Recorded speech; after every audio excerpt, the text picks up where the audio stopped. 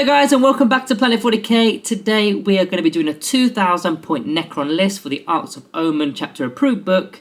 And yes, it is cold in here, hence why I've got my hat on today. So we're going to be doing 2000 points as mentioned. Now we're going to be using our 1000 point list that we did in a previous video. We're kind of expanding that list. There will be a few changes to it, but we'll go through those as we go through the video. So of course we're going to be using the Arks of Omen detachment, which doesn't cost us any command points. We kind of know that by now. And also, if you did watch the other video, you will know that we were using the Nihilak dynasty. That's the dynasty I prefer to use, especially now that Eternal Conquerors cannot be paired with anything else in the custom codes. Right, so let's get on with the actual list. So similar to the 1000 point list, we're starting off with the Technomancer as our Warlord, and he is costing us 70 points. Now, as for the war gear, we're going with the Canoptic Cloak, so we can heal models, D3 lost wounds in every single turn. Now, in the previous video, we had a piece of Arcana, which was the Prismatic Obfuscate,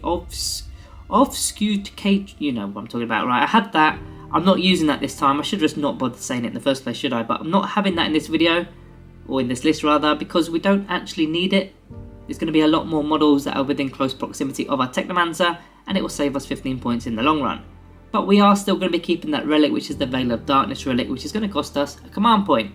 Now, as for the second HQ within this list, I've gone with a Locust Lord. Now, you guys are probably thinking, what? A Locust Lord? Now, yeah, I've gone with the Locust Lord, and you'll kind of get the gist of why I'm bringing a Locust Lord later in this video. But yeah, it's 100 points for the Locust Lord. I'm taking him with a War Scythe, so the Strength 7 weapon, which is 2 damage.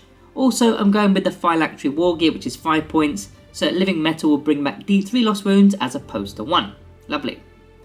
Also, I'm going to be taking another relic by using the Dynastic Heirloom Stratagem, so you can do that twice in the Strike Force games. So this is the first time I'm using it here. And I'm going to be taking the Nano Scarab Casket. This will give him an additional wound back when you're using Living Metal. So you can kind of see where I'm going with this. The Phylactery is D3 lost wounds, the Nano Scarab Casket is another one. So D3 plus 1 lost wounds. And if you've got that Command Protocol of Undying Legions open, yeah, that's another one there as well. But we'll get onto the Command Protocols later in the video. Onto the troops, this one is staying as it is. I've got 3 units of 10 Necron Warriors. That's going to come up to 330 points.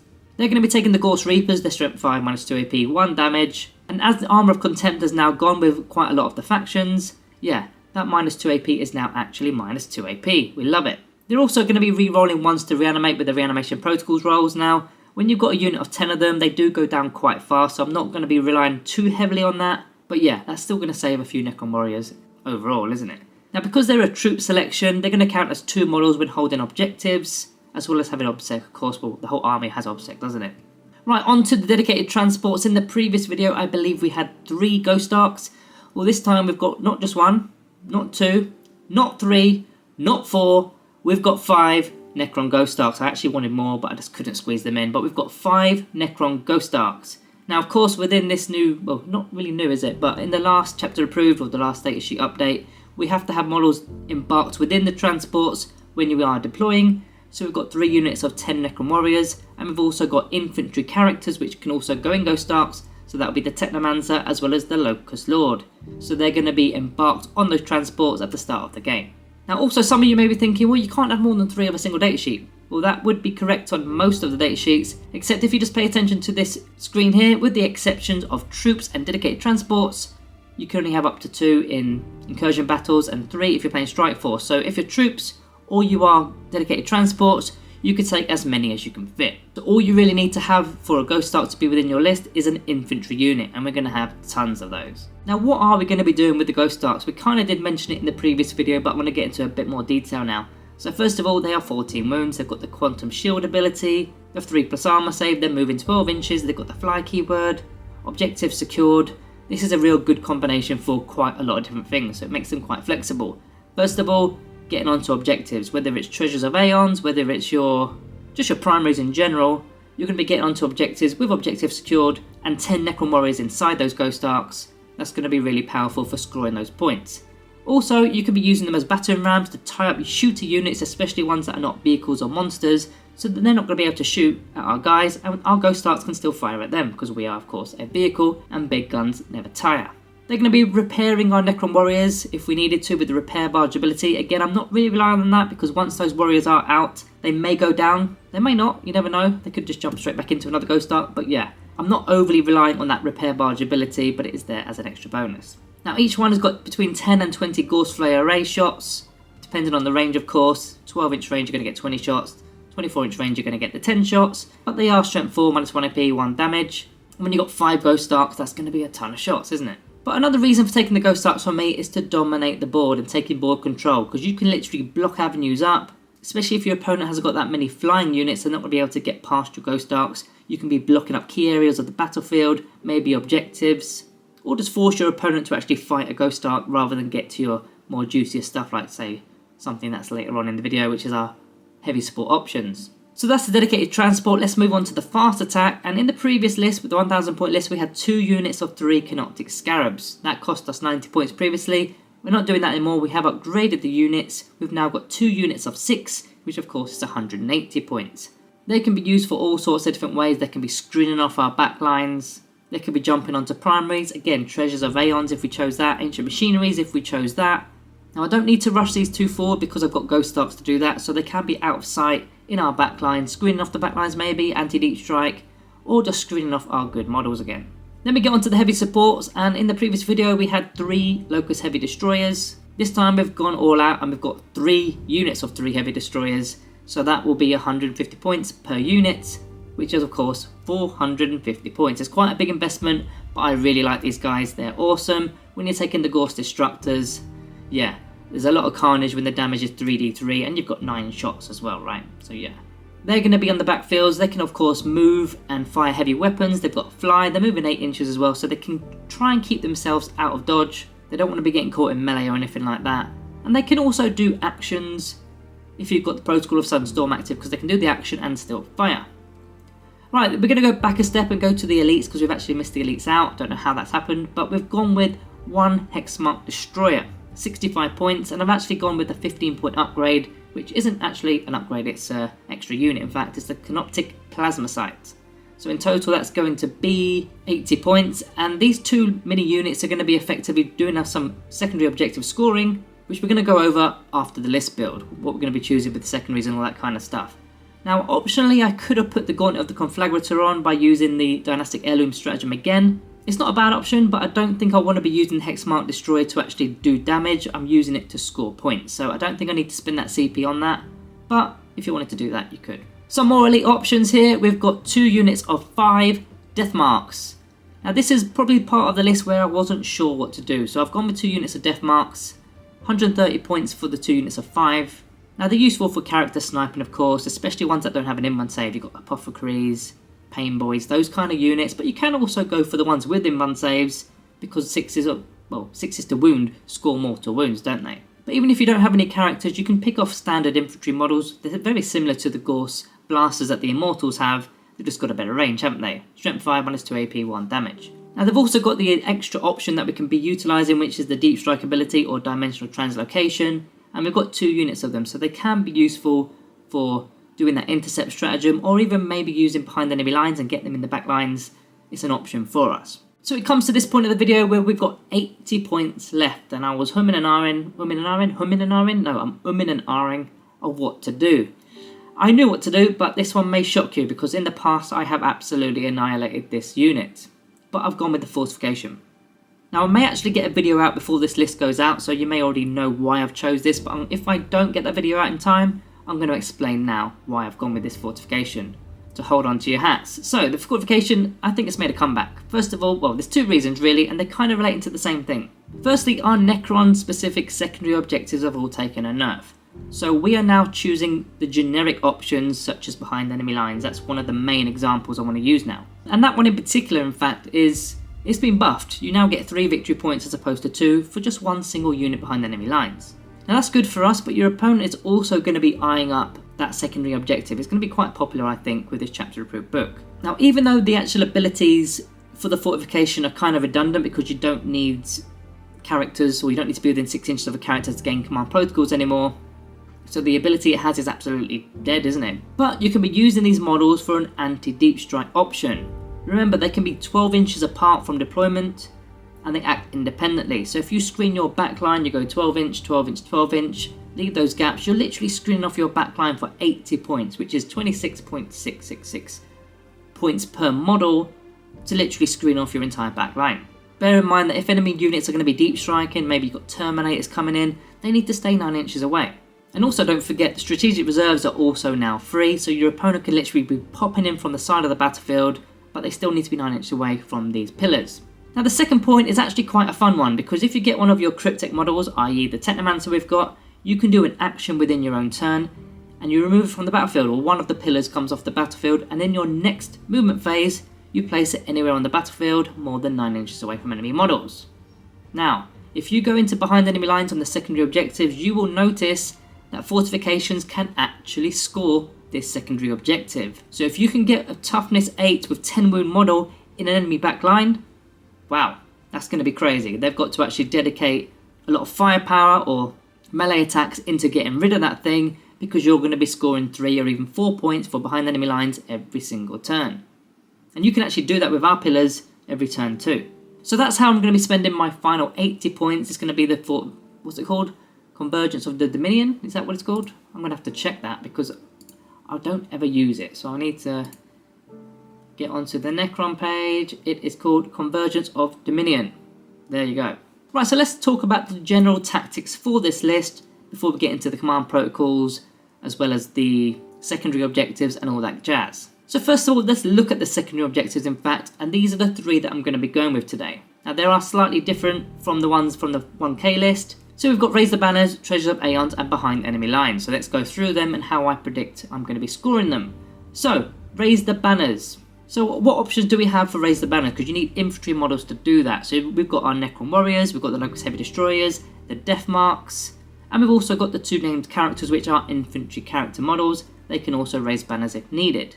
So in order to score the 15 points for that secondary objective, ideally we need 3 banners up throughout the game. Quite a lot of missions, there's going to be 1 objective within our own deployment zone, and 1 will be fairly close to our deployment zone. Now in some missions there aren't some, they're all on the halfway line, but a lot of the missions there's going to be 1 that's fairly close to us. So really we should be gaining 2 banners within our own turn. And remember, once the actual banner has been raised by an infantry model, we can keep it propped up with a Ghost Ark, because the only way the banner actually comes down is if we lose the objective. So if we've got a Ghost Ark with objective secured, and your opponent doesn't have objective secured units trying to take that objective, the banner's staying up until that Ghost Ark has been removed, or they're going to have to bring out some objective secured units to come deal with it. Now this is going to be our half of the battlefield. That's not going to be that straightforward in some situations. And also we've got the Ghost Ark that potentially could be in front of the objective, which could actually blockade what we're trying to do. Now having raised the banners also feeds into one of our other secondary objectives, which is behind enemy lines, because once you start putting up banners in your own part of the battlefield, your opponent has got to make a decision. They've got to come forward and take those banners down, as well as try and take the primary objectives of course, but that will eventually make their backlines less guarded than it previously was, and that of course feeds into one of our other ones, which is behind enemy lines. We'll go over that one in a bit because that one is the 3rd one. But if you want to take an alternative option to raise the banners, you have the option of using ancient machineries. Our Canoptic Scarab Swarms can do the actions for those machineries, but our character models can't. So you gain 2 models or gain 2 units from our list, but you lose 2 units from our list. It all kind of depends on which way you want to go with this. I personally want to make the banners go up, make your opponent come forward to try and take the banners down, and they're going to leave their backlines open to mid to late game, so then you can start deep striking in and doing stuff. But yeah, that is a plan B. If you're going up against like Horde units for example, and you know you're not going to dominate the board, ancient machineries may be a better option. Now the second one, which was Treasures of Aeons, this one we should be scoring quite easily because we have OBSEC all army round. Ghost Arks can easily raid the 3 Treasure of Aeons objectives, and that's going to feed into our primary objectives as well, because we're going to stick around hopefully to our next command phase. Now we do have the backup plan of those Necron Warriors popping out. Now the Ghost Arks may get destroyed, and those Necron Warriors may pile out, but that doesn't necessarily mean we're going to hold it till our next command phase, because of course those Warriors can go at the same time, or there may be some more shooting and some more fighting for your opponents to do. So we may also lose the Warriors as well as the Ghost Arks, but it's going to be quite hard to shift both of those units, unless they're completely focus fired on, of course. But if they are focus firing on our Ghost Arks with the Quantum Shielding ability, then they're less likely to be focus firing on our Locust Heavy Destroyers for example, but because they're the MVPs I think of the list, if they can get firing all game round, you're going to do carnage. Now for Treasure of Aeons, other units can of course assist with this. It doesn't have to just solely rely on the Ghost Arks and the Warriors. The Canoptic Scarabs can do this, and even units such as the Death Marks, if they're deep striking in, or the Hexmark Destroyer perhaps, they can also come in and assist with this, but I think this one should be fairly easy to do. Yes, we are only scoring 4 maximum per turn instead of 5, but I think it's not too bad to do that one. In fact, you know what, we may even get lucky and be able to put the banners on those Treasures of Aeon's objectives too. That would be kind of cool. Now as for the third one, behind enemy lines. Now this one, there's a bit more planning to do with this one, so I have to read what I've put here because there's a lot to it. So first of all, we can score this in turn 1 with the Veil of Darkness relic. Now it's not likely, I'm just putting that out there, it's not likely because there will be a 9-inch restriction and your opponent is going to likely screen off their deployment zone. So don't bank on getting it turn 1 is what I'm trying to say to you. Not with the Veil of Darkness relic anyway. Now in terms of deployment zones, the distance is usually 24 inches. And not even Ghost Arks are going to make it wholly within their deployment zone. So again, it's not going to work that way either. So I'm pretty much saying turn 1, don't expect to score behind enemy lines. If we did have that pre-game 6-inch move, then maybe we can squeeze it with those diagonal maps. But yeah, it's not happening in most of the maps. So turn 1, you're not getting anything. Now turn 2, it gets a little bit more interesting because you can deep strike your 2 Death Mark units in with their Synaptic Disintegrator, so you can start shooting right from turn 2, hopefully at character models, but if not, it's fine. You've got 2 units in there, that will score you 4 victory points. If you only can get 1 unit in there, that's fine, that's still 3 victory points, and we're starting to score behind enemy lines. Now turn 3, you've got the Hexmark Destroyer as well as the Plasma Sights come in. This is a lot less in terms of the size of the bases, so you should be able to find a gap at this stage. It's the middle of the game now, turn 3. And if your Death Marks are still there, you can actually use them for a Lookout Sir ability for your Hexmark Destroyer. And the Plasma Sight can't be targeted at range, so they've got to go through your Death Marks before they can get to the Hexmark Destroyer, which inevitably will take away your Plasma Sight. But if you can get these units in behind enemy lines, turn 2, then turn 3, you're going to be scoring 4 per turn. Now when it gets to turn 4, the likelihood is your opponent has removed those units, but that's fine. They've still not targeted other things such as Locust Heavy Destroyers, maybe your Ghost Arks, or maybe they've flipped and reversed it and they've actually gone for your Ghost Arks and left your Hexmark and Death Marks at the back of the field for us to score. Either way, we're going to be scoring at some point. Now turn 4, as mentioned, so we're going to be getting our Ghost Arks. If we've got any Ghost Arks left, we should have some. We've got 5, right? All you need to do is take one of them. If they've got Necron Warriors inside, great. Take one of them to the backfield, and in your next turn you offload them to get those units there. It's going to bring your opponent back again to deal with them, which means our banners are going to stay remaining at our side of the battlefield, of course. And also don't forget we've got that Veil of Darkness relic, which could be a late game changer with your Technomancer. Maybe you can use it on the Locust Heavy Destroyers, take a unit in there. That's another 2 units again for 4 victory points. So let's talk about some tactics for units that I've yet to mention in this video. So we've got the 9 Locust Heavy Destroyers. They're going to be patrolling the backfield. Again, they've got the heavy weapons, but they can move and fire heavy. They don't want to be going anywhere near melee units, so they're going to keep their distance. They don't need to be used as a backfield screen because we've got the fortification, so yeah, they can wander around if they feel like it. Quick edit to get this in. I forgot about the Locust Lord, so I wanted to mention this now. But the Locust Lord within this list, well, there's 2 things to do with this guy. We can either use him in the Ghost Ark, keep him in there, throw him up the battlefield with the War Scythe. He's got the Phylactery, he's got the Nano Scab Casket Relic, so it's going to be really hard to shift him. And again, if you've got the Protocol of Undying Legions on, that's D3 plus 2 wounds, D3 plus 2 wounds that are going to return with Living Metal. Now alternatively, you can throw him out in turn 1 and put him alongside your Locust Heavy Destroyers, giving all 9 of them rerolls to their 1s to wound. Now that's a lot of dice, you can expect at least 1 in there, right? Maybe even 2, and that's going to save you a lot of CP in the long run. Now the Technomancer is going to be in between all 9 of these models.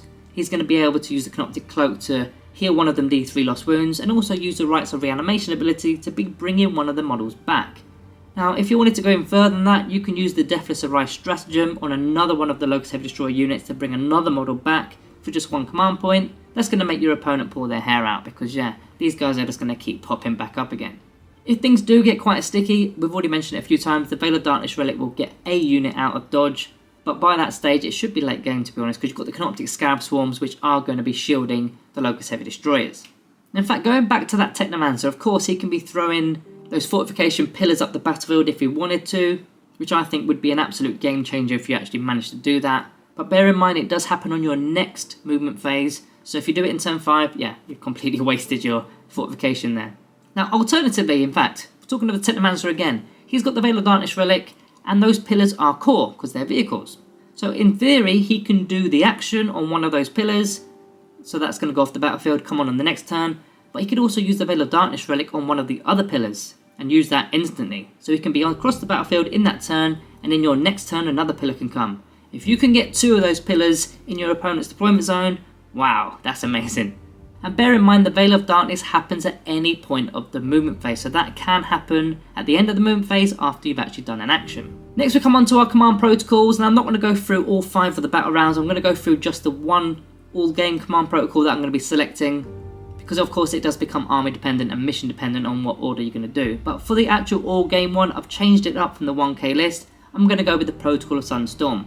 Now the reason for it is mainly because of Raise the Banners. I was a little bit worried about what units are going to raise the banners, especially if the Necron warriors are inside the Ghost Arks and going up the battlefield. So I need my Locust Heavy Destroyers potentially to be putting up the banners. Maybe Death Marks if they're... In fact, it won't be Death Marks, will it? Because they'll be in Deep Strike. So it's going to be the characters and the Locust Heavy Destroyers that are going to be doing this action. So Directive 1 is +1 to the movement. You can use that. Yeah, but Directive 2 is the one I'm really looking at, doing an action while still firing. So Locust Heavy Destroyers pop up the banner, still firing their Gorse Destructors, happy days. Right, so I wanted to go over some weaknesses to my list before ending the video, because this is not a flawless list by any means. This is just my playstyle and just my list that I've come up with. And if you want to try it, then go ahead. But I want to pinpoint some weaknesses within the list, just to kind of give you a rough idea of what I want to potentially tweak in the future, and maybe you can give me some ideas in the comments too. Now the first weakness I've come up with is your opponent's secondary objectives. The first one, bring it down. Now bring it down, if it was just the Ghost Arks alone, that's just 10 points. You know, you can deal with that. 10 points, in a way that's like 5 points dropped if they can only do 10 points.